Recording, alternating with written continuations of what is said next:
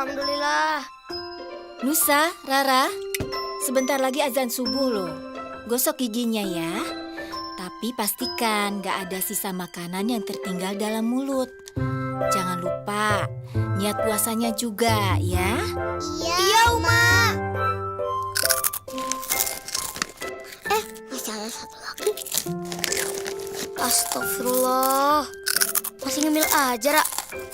Dari kemarin buka puasa sampai sahur, gak berhenti ngunyah. Ini kan puasa pertama Rara. Makanya harus banyak biar kuat sampai maghrib. Wah, makan itu secukupnya, bukan makan sebanyaknya. Error.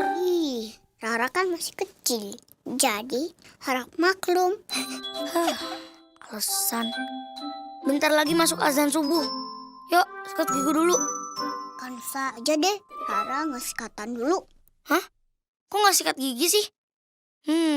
Rara sengaja ya ninggalin sisa makanan di gigi untuk bekal puasa ya? Biar kuat puasanya gitu. Hehe, iya dong. Enggak deh. Habis makan dan sebelum tidur itu harus sikat gigi. Sisa makanan di mulut itu nggak bakalan bikin kita jadi kuat puasa. Malah bisa bikin gigi bolong. Jadi sakit.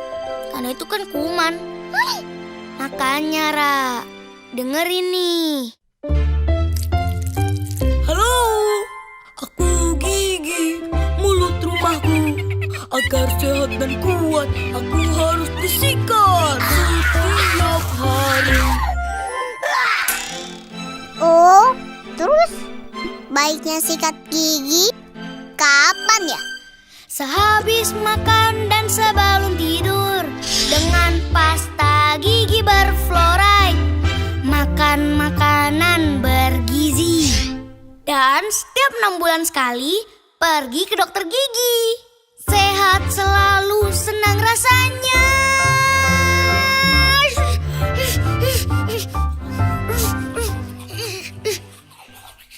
Ini apaan sih, Ra?